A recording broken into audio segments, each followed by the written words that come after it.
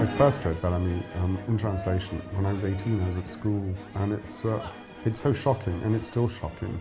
It's about this cutthroat young man who's very beautiful and discovers he's got one commodity to sell, and he basically seduces powerful women up the tree of French society, mostly connected with the newspaper industry. And at the end, he gets the lot.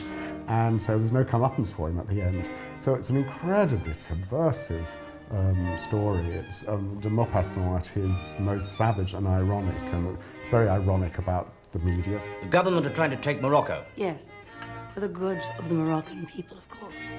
But surely nobody wants a war. Well, that won't stop them. No, but we will. We asked actresses that we really wanted to work with.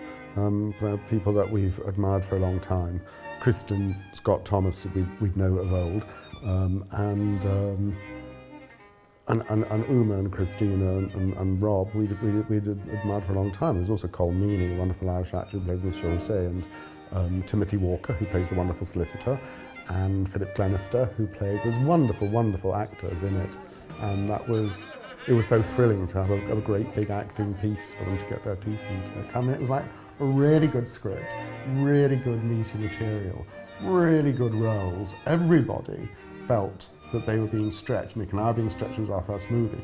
But Kristen, Christina, Uma and Robert, I think they'd all agree were doing things they hadn't done before. That was what was so thrilling about the whole thing, that we were, it was like terra incognita for a lot of us. So we went boldly forward into this cruel world of Bel Ami.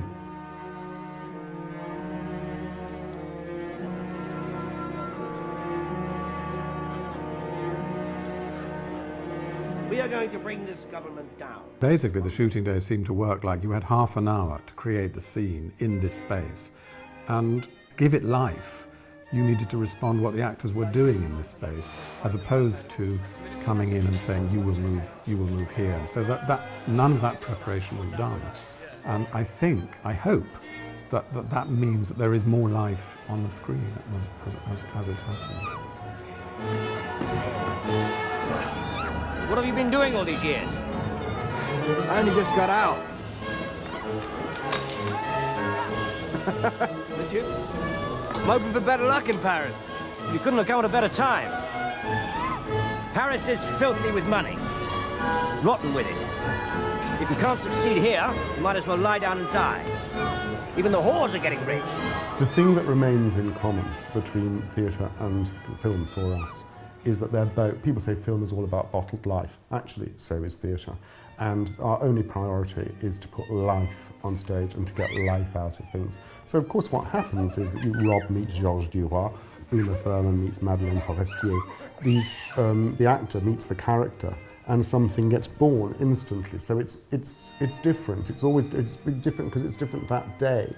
And what we love doing in the theatre, we love doing in film, which is to go with it and see what happens. So it was being able to improvise around these, and also they're in a new space and they're in a new costume and everything's new and everything's different. So you've got to be prepared to capture that life that they do. And that was fantastic. We were so excited by that process. Two things, but they seem to be contradictory, but I'm going to ask you to do both of them at the same time.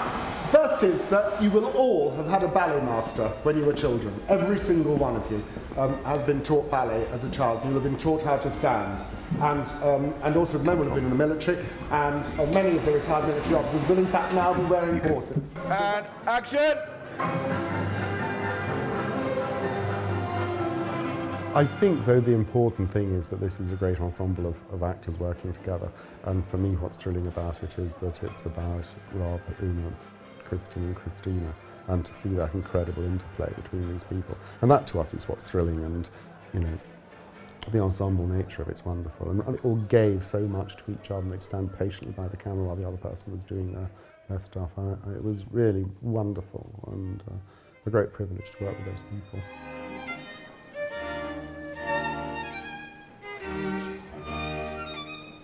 I never talk to the actors about their performance. That was entirely Declan's province. And so I consequently worked more with the cameraman and sometimes I sort of set up scenes, didn't I? Actually the beginning of a scene with actors. And you know, because you need to predict when a move will happen, because it's in the script. You know somebody has to get from point A to point B. So then, you know, you simply place the prop in the right place so that they don't have to go too far. Or, you know, very simple things.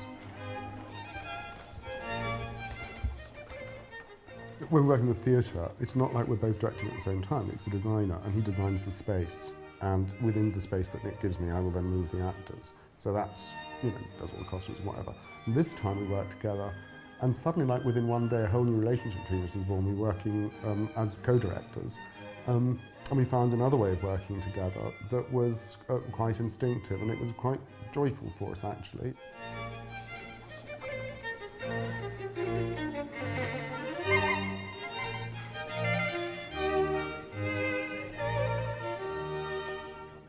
Absolutely loved it. The whole the process with the actors of the shoot, finding the locations, working the locations, improvising, having to think very fast.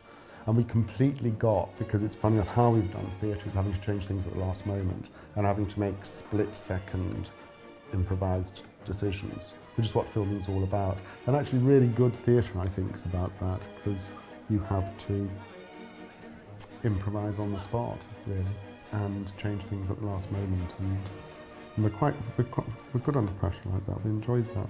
It was fun. We were very alive. Bring it on, give us more.